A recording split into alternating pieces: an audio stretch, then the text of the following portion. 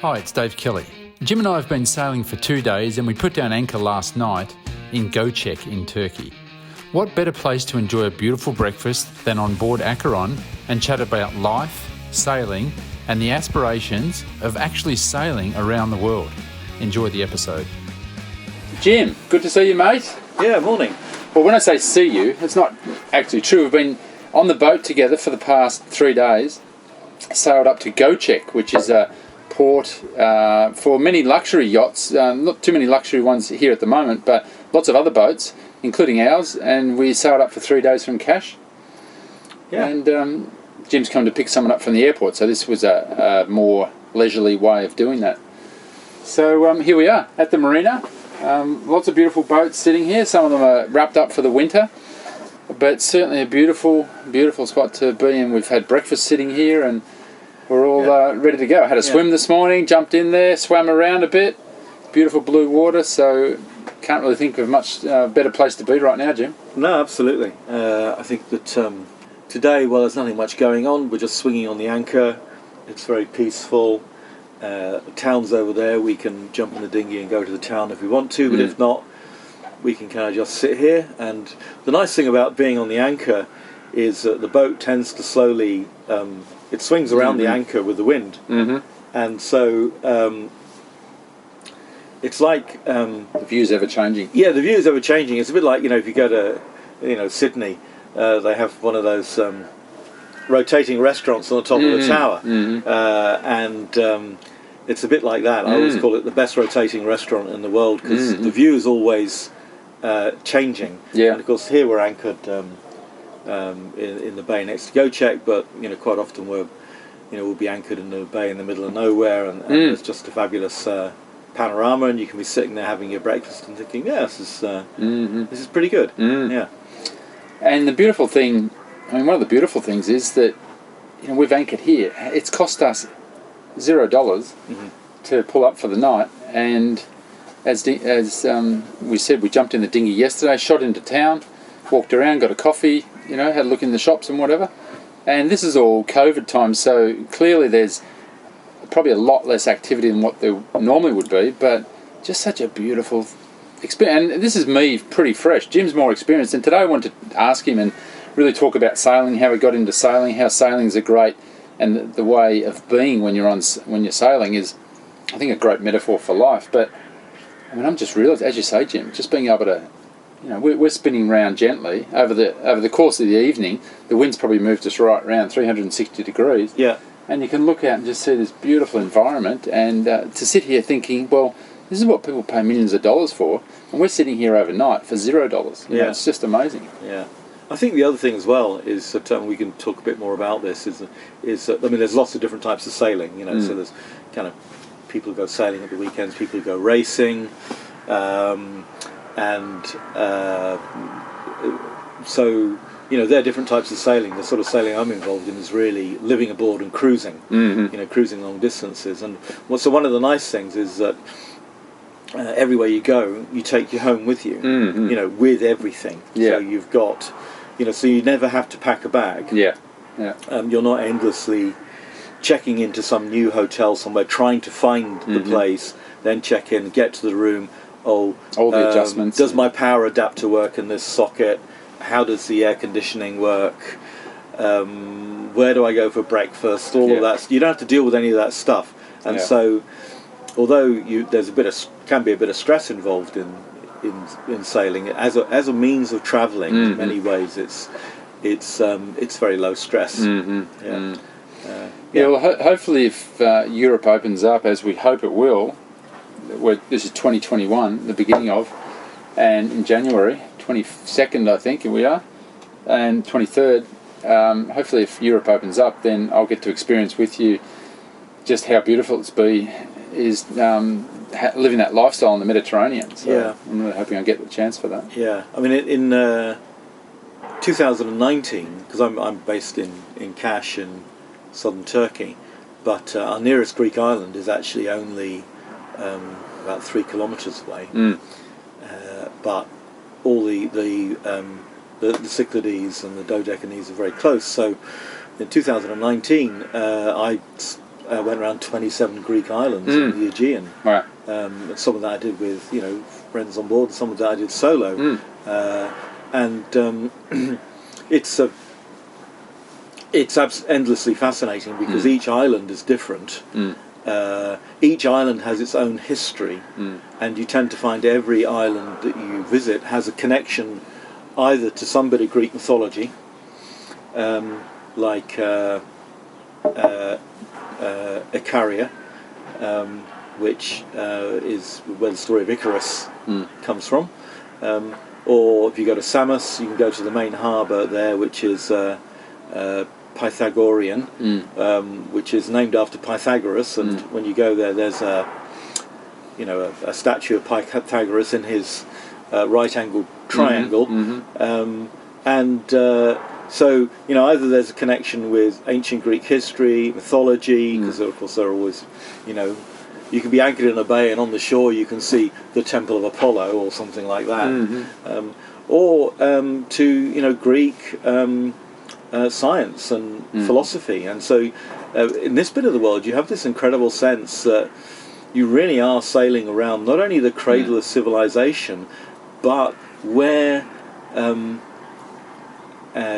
many of our fundamental ideas, understanding about life, about the structure of the universe were formed. And and you're sailing in waters.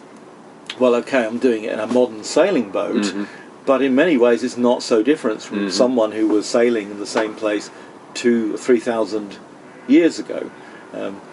Albeit they didn't have GPS and all those nice things, but the view was the same. And the sea was the same, so that's really quite something. It's a very, as an Australian, I find it constantly really good and centering to consider that stuff, because we're a young country in Australia, and pretty much when you grow up there, the rest, you have to make a concerted effort to leave Australia.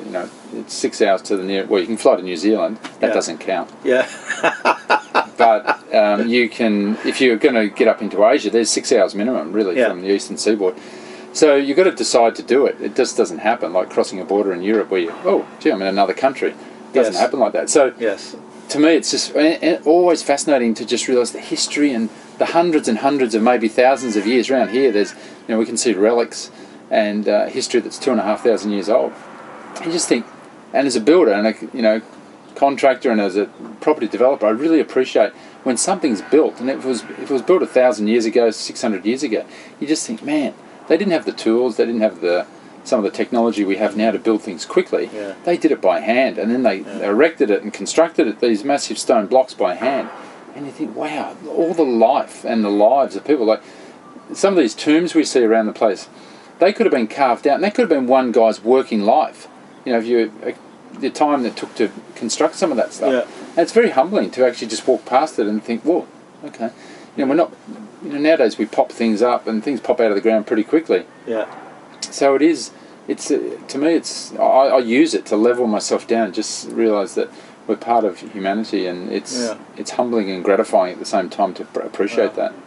I think it really hit me when I visited Ephesus, just up the coast from here, and the first thing that just completely blew me away was you can walk up the main street of the town. There's all these buildings there with pillars and so on. There's the Library of Celsus, which is just simply breathtaking, and the quality of the stonework and the carving in the stonework is unbelievable. And you think, most of that's 2,500 years old, and 2,500 years ago they had a city with 2 theatres, a big amphitheatre and a small theatre. They had a gymnasium, they had a library, and they had a museum. So that really gets you going. Hang on, they had a museum. They had a museum. What did they have in their museum? That would have been really interesting. And then as you walk up the main street, there are various temples on each side. The Temple of Apollo, the Temple of Dionysus, and and so on and so forth, and you realise the whole of Greek civil society revolved around all these different gods. And then you can go to the main amphitheatre and realise that this is where St. Paul was chased out of the amphitheatre by the silversmiths of Ephesus, because he, of course, was telling, standing in the amphitheatre and saying, "Oh, by the way, none of these gods actually exist," and the silversmiths of Ephesus were making good money out of making silver images of Artemis, because one of the 7 wonders of the world, the ancient world, was the Temple of Artemis, which was in Ephesus. And so, actually, it's not until you walk around a town like that you realise that the introduction of Christianity was absolutely revolutionary. It wasn't just, oh, it's a new religion. It was completely challenging the existing world order and how society worked. And so that never occurred to me until I walked around Ephesus. And then you see all of that, and then you look at these amazing buildings and you think, you know what? These people were smarter than us. That's the thing that really struck me. We tend to think we're so clever, and then you look back at what these people did, and you think, no, you know what? These were really smart people. And you just look at their art, their jewellery, the things that they built. It's fantastic. Yeah, we're getting off the track of sailing, but sailing is a great way to get to these places and experience them. Yeah, and also because in this particular area, this is how people got around. On the whole, sailing was a much safer way to get from A to B than overland, because overland you had the possibility of being, ambushed by, kind of bandits, robbers, and also it just took a long time to get anywhere. I mean, if you've walked any of the Lycian Way, the path is dreadful. The potential for twisting your ankle is pretty high. So actually, getting around by boat was in many ways a much better option. Yeah, so sailing, Jim, the thing that's occurred to me as I've been out in the boat with you several times now is that you there's things in your control and there's many things out of your control. And it strikes me that that's like life, but because when we're on land, we kind of think that it's easy to think that most of what happens in our life is within our control and our power, and we can... And whilst that's true at one level, I think that's true at an intentional level. We can decide... Although we have a lot of programs running, automatic programs and subconscious programs in our being, we can intentionally decide we're going to do something. But really, environmentally, there's many things out of our control, isn't there?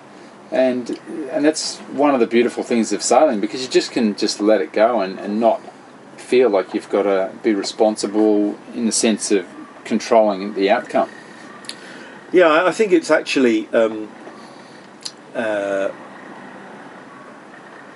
It's a good balance. I think, for me, one of the big realizations in sailing was that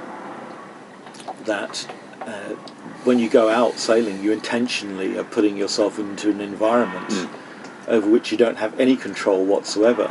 And as you say, on the land, we pretty much got it tamed. We have roads, buildings with heating and air conditioning, the rule of law,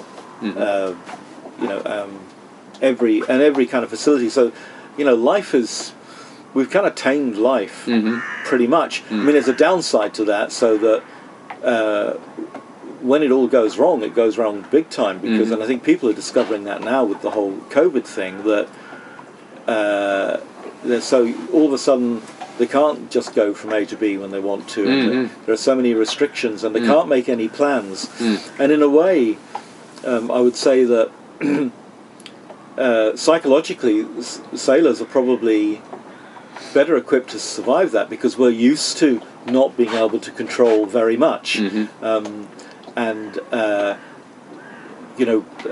Often you'll make a plan when you're sailing. Okay, so the plan is this week we're going to sail from Cash up to to Marmaris or Bodrum or wherever it is we're going, but it's always subject to the weather. So if and you could look at the weather and say, well, actually no, the wind looks pretty fair, it's going to be in this direction, so we should be able to sail there. And then actually a couple of days beforehand the forecast changes, so all of a sudden you think, no, actually we're going to have heavy wind on the nose, it's just, it's not a good idea to go now, we'll have to wait a couple of days. And also, of course, the forecast can be wrong. So sometimes the forecast will be saying, it's going to be wild and it's going to be windy and everything, and actually it isn't. It's quite pleasant. So there's that, where you just get used to being flexible with your plans, and also if you're cruising in an area, so for instance you're sailing around the Greek islands, you can be in Milos and say, right, we're going to sail to Crete, which is 80 miles south, because the prevailing wind in the summer, the Meltemi, is kind of going from north to south. So, but then when you decide to go, actually, the wind just might be going in the opposite direction. So, unless you have a particular reason that you need to get to Crete, you can say, oh no, well, we won't go to Crete, actually, we'll head up to Eos instead, because the wind's blowing that way. And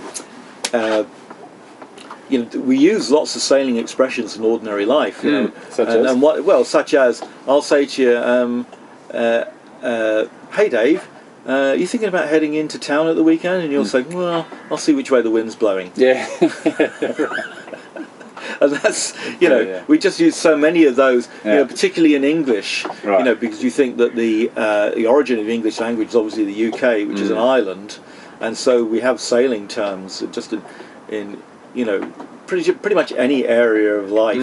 You'll find that we're dropping in sailing expressions, go with the flow. And you don't even realise that you're doing it. But I think that that's the big thing, is that you learn very much about what you can control with sailing and what you can't control, and so yes, we're going out into this environment over which we have no control. But we've got our boat, and if we've done our job properly, the boat's well set up, we know how to sail it, we know how to deal with if we get high winds or heavy seas, we know how to deal with that. We know, for instance, if we're planning a passage, if you get into very, very bad weather on the way, where are the places we can divert to? Just in the same way airline pilots, when they're flying from A to B, they know exactly where all the airports are they can divert to if they've got a problem with the aircraft. And so you kind of, although you're going out into this uncontrolled environment, it's not. It could be kind of terrifying if you weren't prepared and you didn't know what you were doing. But because you do, you can kind of go out with confidence. And of course, I think that the big lesson that you learned from in life, or I say I've learned in life, is that so when you're sailing, things can happen very quickly. So it could be a beautiful day, the wind can just be nice, and the boat's just going along perfectly, and then literally out of a clear blue sky, a storm can hit you. And this has happened to me a few times sailing in this area, where it is literally a clear blue sky, there's no clouds, there's no rain. All of a sudden, within seconds, it's gone from 5 knots of wind to 40 knots of wind, and you had full sail on, so you've got to respond pretty rapidly to that, and you shorten the sails, and also so there's that can happen, and also there's always something at some point which happens for which nothing has previously prepared you, and so you just have to think on the hoof. And one example of that was when I sailed this boat from France to Turkey 3 years ago, actually.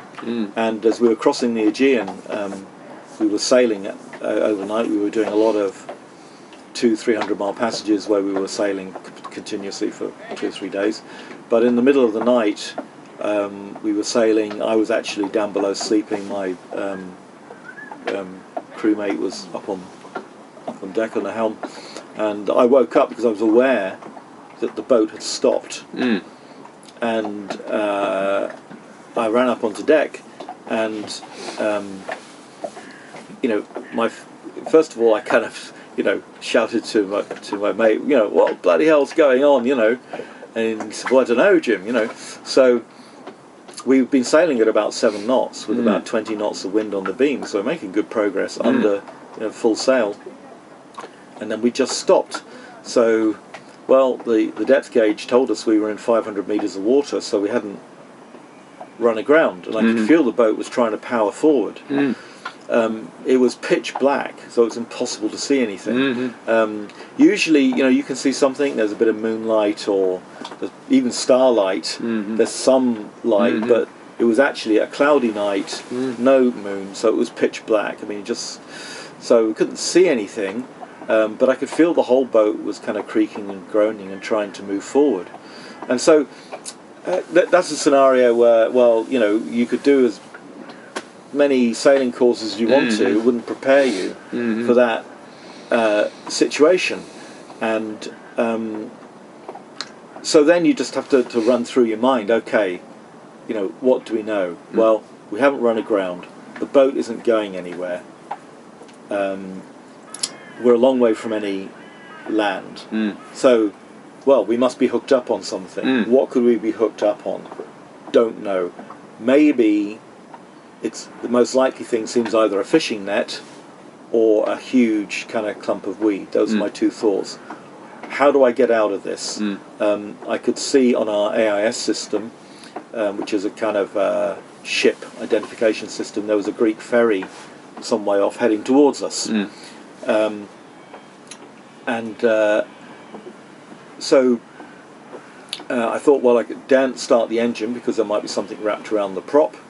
I tried the wheel. The wheel was free, so that told me there was nothing on the rudder. And so I thought, well, the boat's trying to move forward. We must be hooked up on, maybe a fishing net or something. And so I decided just to take the sails down and take the pressure off the boat trying to push forward, just take the sails down. So we got the sails down, and then we just drifted, and there was quite a lot of wind. And then after 2 or 3 minutes, I looked at the GPS and I could see that we were moving at 2 knots. So we'd gone from a standstill to moving in 2 knots. That's just the boat moving in the wind. I thought, we must be free. So didn't take the risk of starting the engine. We just put the sails up and off we went again at 7 knots. And actually, so then we changed our plan. We were actually going to go to Santorini, but I decided, in fact, that we'd sail to the nearest island, which had a bay where we could anchor, and we could check the boat out. We'd check the boat out, which is what we did. And so anyway, we sailed there. We got there just as it was light, dropped the anchor, and my friend, who was a diver, went over the side. Nothing on the bottom of the boat. So whatever it was, as soon as we'd stopped trying to go forward, it just dropped off. A sailing boat has a huge kind of keel that comes down. It has a little bit of a bulb on the front, so it's possible for something just to get hooked around that. And so that's just an example of, well, okay, that came along. Nothing like that had ever happened to me before. I have to say it was quite scary at the time, but at the same time, I didn't feel. When I say it was a bit scary, I suppose it was, but I felt completely calm inside, and I just worked through in my head, all the information that I had, and then figured out the what we had to do, and the prime things that go through your mind is, well, okay, we're not going forward, but on the plus side, we're not sinking. And so, we solved the problem, and I think that that's a pretty good analogy for life, because actually what happens to people in life quite often is that something comes along for which they have no previous experience to help them deal with whatever the issue is, whether that's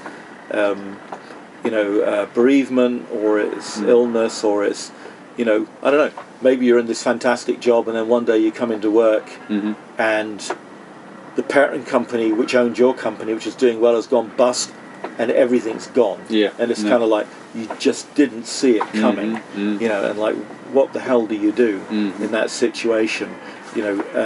And so that happens from time to time in sailing, and you don't know when it's going to happen. But the great thing is that the more times you face that kind of situation and deal with it, you know, obviously it helps you to gain confidence, but I think more than that, it helps you to develop an inner sense of an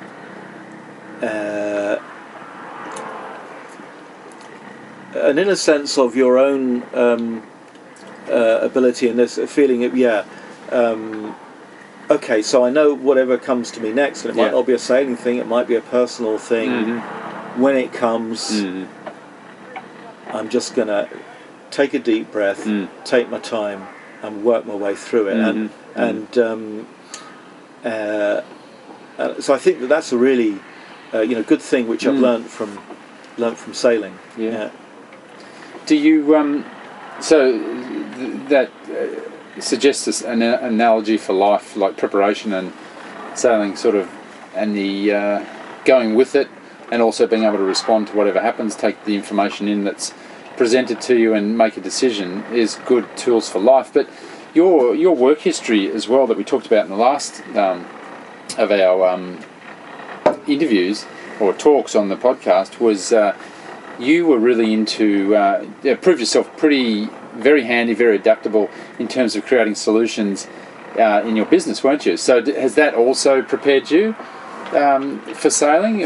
I would have thought that life experience in general gives you that ability to, at least start the whole endeavour of learning to sail a boat and deal with those uncertainties. Yeah, I'm sure. Yes, both. I'm absolutely. I don't doubt that for a second, and I think that all of these things carry over into, each different area. Yeah. And so I'm quite sure that yes, if you were coming into sailing and you maybe came from a direction of someone who was very, very analytical and could never make any decision until you felt as though you had 100% of the information, you'd analysed every possible scenario and thing before you made your decision. Well, that's not going to work when you're sailing. Well, fortunately, I didn't come from that background. But then, even if you did come from that background, I think you would, sailing would then help you to arrive at a different process where we maybe say, well, I've got 80% of the information, and as far as I can tell, this is the best way forward. And in any case, I've got to make a decision now. Yeah. I don't have another 2 days to think about this. Kind of have to get on and do it now. So, I'm quite sure that that's helped. And I've met over the last few years lots and lots of sailors, people who are cruising and living aboard, and we all face the same issues, and broadly people kind of deal with them the same way because they have to, but they certainly come from many different backgrounds. I think also for me, having been in the military, one of the things I like about sailing is that it's the closest I've found to being in the military without being in the military, just in terms of the importance of learning to do something well, well, not just do it well, do it 100% correctly every time, which is a big thing in the military that they really kind of drum into you. And sailing is the same, because the sea is completely unforgiving. It really doesn't care. The sea doesn't care that you're on holiday or that you're just here to have a nice time. So it doesn't really say to you, "Oh well, you completely buggered that up this time, Jim, but we'll let you off this time." Although I suppose that does actually happen sometimes because you're lucky and you get away with something. But even if you do, you realise I'm not going to be lucky. I might not be lucky the next time. So you've got to sort it out. So travelling, so you bought the boat, and this is your second boat, third boat? Third boat, yeah. Third boat. So you bought this boat, I believe, with the intention of sailing around the world. Yeah. I remember I told you this story, but I'll mention it again here.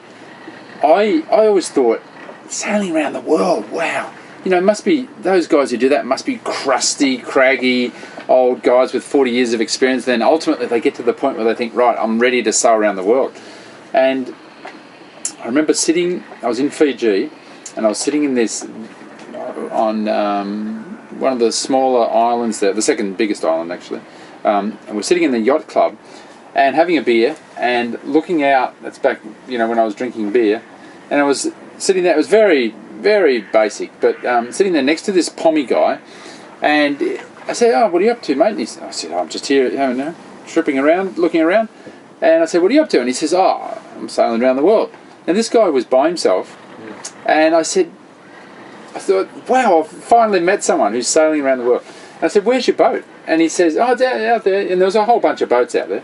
I said, "Oh, right, that one." He says, "No, not that one. No, the one to the left of it." "Oh, the blue one." No, not that one. The one to the left of that. Looked like a bathtub. And I was completely surprised that this guy sailing by himself in this what looked like a pretty tiny boat. And I thought, oh, well, I said, "How long have you been sailing for?" And he said, "Oh, 2 years."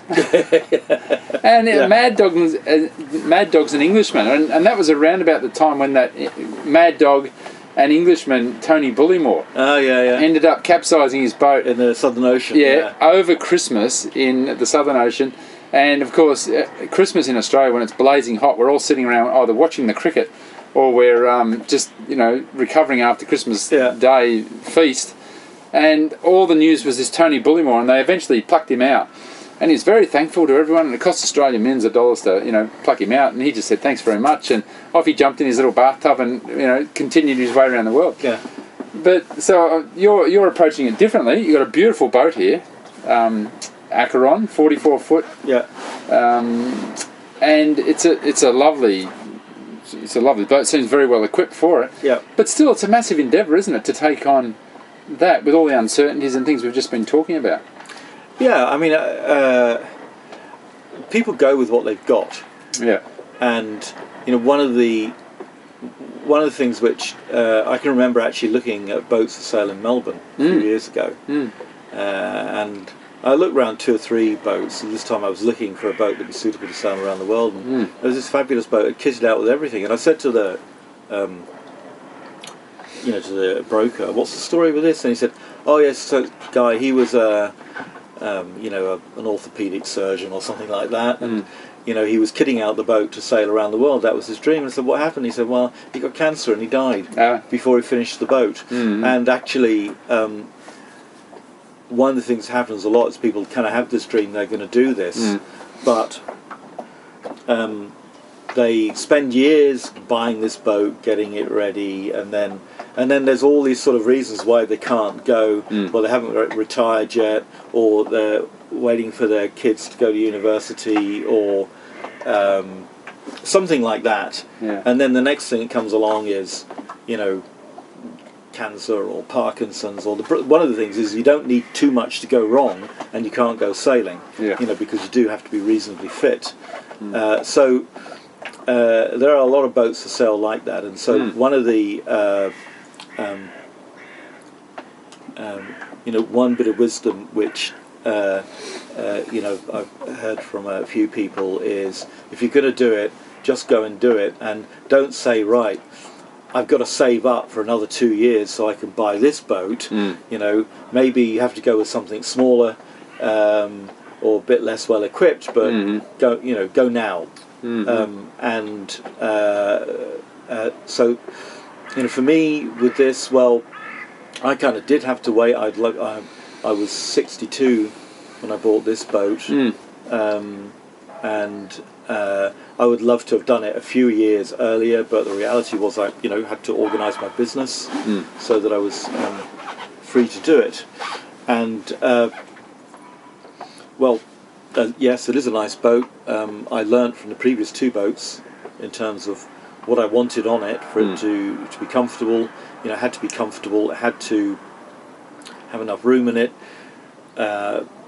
So it needed to be a reasonable size, but not so big that it would be difficult for one person to handle. And so this size of boat, about 44 foot, is that kind of sweet point where it's comfortable, it's got plenty of room to live in. If it gets a bit rough, it can handle it reasonably well, but one person can still sail the boat if need be, and that's actually very important, because even if you've got somebody with you, well, you need to be able to go down below and have a sleep. So that means there's one person left on the helm then. I think also as well, when you're choosing a boat to do this, is not only it's got to be capable of doing the trip, but it's going to be your home. So it's got to be something you're going to be happy to live on. Most of the people I know who are living aboard and cruising are doing it in. This was a new boat. Most of them are doing it in boats which are, 10, 15, 20, 30 years old. And that's an interesting thing about boats, is that you can actually buy a boat that's 30 years old, which, if it's been well maintained, is perfectly good. And in some ways will be better than a new boat, because 30 years ago, it's a fiberglass boat. The fiberglass was probably an inch thicker than it is today. So they were stronger. You certainly don't need a fancy boat, and there are plenty of people, particularly if they're single-handing. A lot of them are doing them in, quite small boats, 30-foot boats. Wow. I think there was an American girl sailed around the world when she was 17, and she did it in a Contessa 26. 26 foot. 26 foot. So extraordinary. Wouldn't be for me, but no. Gee. Yeah. Well, I remember that Australian girl whose name escapes me just now. She had the youngest. She was the youngest. So she was 17. She was from the Sunshine Coast in Australia. And I remember. I didn't really understand it, and didn't really think it through at the time. But she sailed solo around the world. Was the youngest person to do so. And she's, it was just extraordinary to think that she did that solo. And anyway, her name escapes me. I'm sure someone here will pick it up. Well, there was also Laura Decker, who was a Dutch girl who started when she was 14. Oh, okay. And that was the subject of a huge court case. The Dutch authorities actually tried to get her taken into care because they said that she shouldn't be allowed to go off when she's 14. Her father supported her, and she did eventually manage to go. And she had a 35-foot boat, but it was a ketch that had twin masts, a bit easier to handle with smaller sails if you've got twin masts. So, which is another kind of interesting thing in terms of what people are actually capable of when they're quite young. And at the other end of the scale, you've got Jean Socrates, who was 70 when she decided she would sail around the world single-handed. She was going to go with her husband, and he died. And so she decided to go anyway on her own. And she went from Canada, west coast of Canada, and literally within a few days of setting out, her wind instrument failed on top of the mast. So she had no means of accurately measuring wind speed or direction. So while she's out at sea, she actually went up the mast herself to try and fix it, and she wasn't able to. So she actually went all the way around the world without a wind instrument. Wow. But of course, people in bygone eras didn't have them anyway. Yeah. They felt the wind on their cheek or over their shoulder, and you can see by what the boat's doing where the wind is and how strong it is. But so there are people. It would be great to be, in your 30s, 40s, or 50s and super fit and have absolutely no health issues, and be able to jump on a boat and go and do it. But there are plenty of people doing it who are by no means 100%. Yeah. So, but that's true of if you anything in life. If you go and do any kind of outdoor sport or activity, you'll meet people who are doing them, and you'll think, really? Yeah. You're doing that? Yeah. So the lesson seems to be, and this is one of the lessons I've been learning personally, is just get on and do it. Just go, just start. Yeah. And these things, and often you work it out as you go, whereas we're living in a world definitely where we are so many experts around in every field, and we're being bombarded by offers from them. If you jump on Instagram, it seems now you think about a topic, and then all of a sudden your feed is filled up with these things because somehow they know what we're thinking, and it can really be quite destabilising in terms of just deciding to go and do and have a go and start an endeavour. And it's interesting, that story you told me, that's a very common story, actually. People who decide to do it, and they, plenty of people decide to do it who've never sailed before in their life. Yeah. They kind of watch a few YouTube videos and they think, I'm going to go and do this. Is that right? Absolutely. When I have friends in Cash, an Australian couple, Barry and Ansha, on their boat ABC, and they just decided, pretty much woke up one day, and I think it was Barry's idea, and said, our son's grown up and left home. What are we going to do? We're going to sit in our nice house in Brisbane for the rest of our lives. And he said, why don't we buy a boat and sail around the world? And in order to do it, they had to sell their house.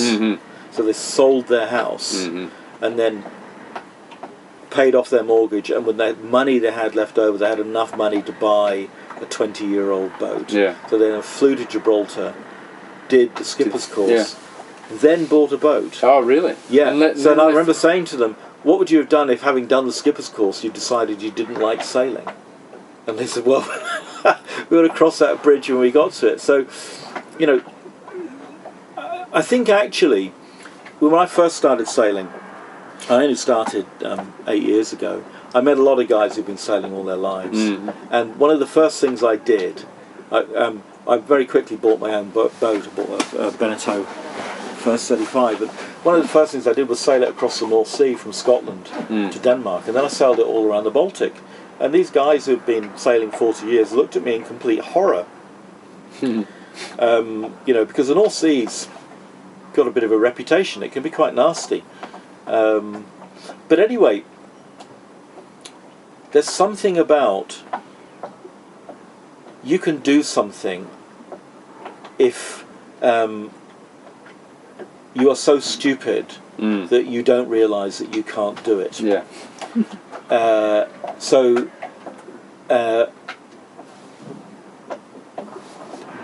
There's and actually, how do you become the kind of person who sails around the world? Well, simply by getting in a boat and doing it. And I mean, hey, of course there are plenty of people who probably set out and, and have given up and have not done it, but obviously lots of people have done. Actually, an interesting analogy just popped into my head, and that is that on the D-Day landings on the 6th of June in 1944, the troops involved, the Americans, the Canadians, the British, the vast majority of them had never been in action before. Now, when you think about it, that's quite a strange decision, because we'd had plenty of soldiers who've been fighting in North Africa, for instance. So why didn't we use all these experienced soldiers? And the decision was made to use fresh troops because the accepted wisdom in the army was that the experienced infantryman was a terrified infantryman. So how do you get guys to go off a landing craft up a beach facing German machine guns? Well, use guys who have never done it before. And reading accounts of guys who participated in D-Day, they'll tell you they took risks on D-Day that after that they would never take again. Yeah. And so I think it's also that you can face these unknown things. There is an element of risk, but in a way, it's kind of almost better not to know. Not to know what it is. Yeah. So it's fair to say that unless something really catastrophic happened and a few redundancies went out, that the boat's probably the surest thing. In the case of this boat would make it. It's more of a issue of whether you might get ill or the crew's not getting on or something like that. By and large that's true. I mean, just because it's a new boat doesn't guarantee that it won't have some problem. It could have a kind of structural problem, but by and large it's true. I mean, I've sailed in some reasonably rough weather, and actually you get worn down long before the boat does. The boat generally can take it. But what happens when it gets very rough is that, it's tiring. And also if it's cold, before you know where you are, you're tired and you're cold and you're exhausted. And then when that happens, you're very rapidly going to get seasick. And once you get seasick, you just want to die. You just if you get really seasick and you're cold and you're exhausted, you just think, get me off here. I just don't want to be here. And actually, the boat's not a problem. So, I mean, I'm by no means an expert when it comes to this. I've had, a handful of experiences, and the reality is that, the big one is really kind of crossing the Atlantic, although it's not the longest passage. The Pacific and the Indian Ocean are much longer, but the Atlantic is the one that has the reputation, and everybody goes in November or December because then the trade winds are reliable. You're going to have the wind behind you most of the way, and also the weather's pretty settled, so it's that you're going to have the smallest chance that you're going to run into bad weather. And of course also now you can get weather forecasts en route, so if you can see if there's a storm coming, and if there's a storm coming, then you've got the opportunity to get out of its way. Maybe you've got to put the motor on and just motor for a bit just to get out of its path. So the reality is hundreds of people do it every year. So is it likely you'd be sailing on and someone's passing you a couple of 100 metres away and you have a chat to them and that sort of thing, or is it? Well, I mean, certainly, but the Atlantic's a big ocean, so you might have 250 boats all crossing at the same time, but literally within a few days they'll have all spread out. So the next nearest sail might be on the horizon, or just over the horizon. But so I don't. I mean, to be honest, I haven't done it, so I don't know. I'm sure that you will, sometimes come across other boats, and of course they're going at different speeds. So if you're in a 40-foot catamaran, you can be doing 12 knots. Somebody in a 30-foot monohull might only be doing 5. So and that's the other thing. So it would take a lot longer to get across. So there's lots of analogies, and this is the Manship podcast, and really this is listened to by a range of people, but one of the things in the project that I conceived and thought about was to reach out to men who were struggling in different areas or just wanted to upgrade their life, and give them different examples of through building a community, then inspirational talks with people in all different facets of life, and then taking action. So really what we're talking about here is getting inspired. I mean, it's inspiring talking to someone, for me, getting to know someone who's committed to that voyage, if you like, or that endeavour of sailing around the world.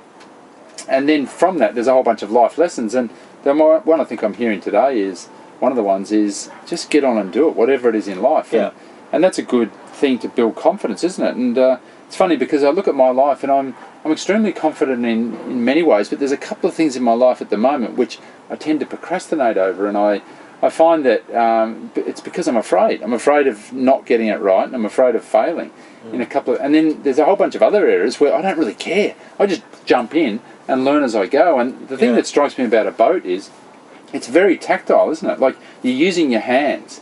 You're not just using a mouse. And I think one of the really refreshing things here is it's a little bit like building a house as compared to designing a house.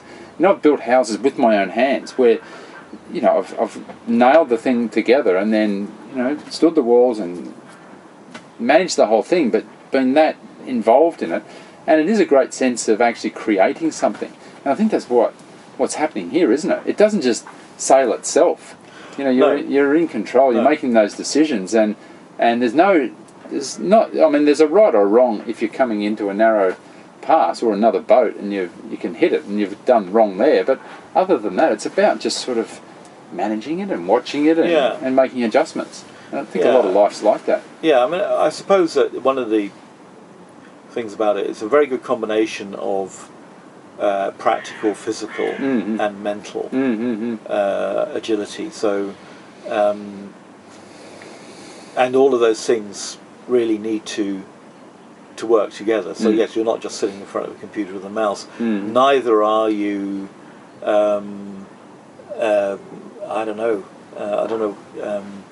Doing something which is just purely physical. So you have got to think about what you're doing, and you've got to bring into play a reasonable knowledge of, wind and tide, and there's also all the, rules of the sea. Particularly when you're close to land, the rules of the road. So which side you pass another boat on, who has to give way to who. Buoys and lights and things like that, and then there's all regulations you have to learn. When you're entering a new country, you have to, put up your courtesy flag, you have to go and check in, and so on and so forth. So there's a lot to it, and I think that's interesting in that it engages every bit of your brain.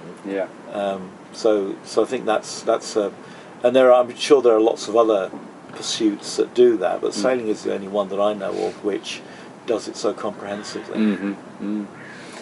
So, Jim, it's we've talked about a lot of things over our 3 sessions here, and we've had breakfast every day. Breakfast with Jim is what we called this, and we had a beautiful breakfast today. Absolutely cracking breakfast, and probably just an amazing setting of that's constantly changing. If it's not our orientation around the anchor changing due to the wind, it's the fact that the water's moving, and it's the fact that you can look out and just see things 360 degrees. It's a real pleasure to be here, and it's been a great thing to chat about all the various subjects we've talked about, and it's really, I think, been instructional but also motivational, and also the message today again, get out and do it, and without being a doing machine, it's about being the type of person who then just takes action and confidence in themselves. And it's lots of great analogies could be made here. Well, perhaps what we should do is have this conversation again in a couple of years' time in Fiji. Yeah, that's right. Sitting in the same. And we'll see if anything's changed. Yes, that's right. Yeah. Sounds good. All right, Jim. Well, thank you, and it's been great to be on the boat again. And I look forward to continuing to do that and learning myself. Learning by doing. Yeah, it's a pleasure. All right. Thanks, man. Thanks. Cheers. Yeah.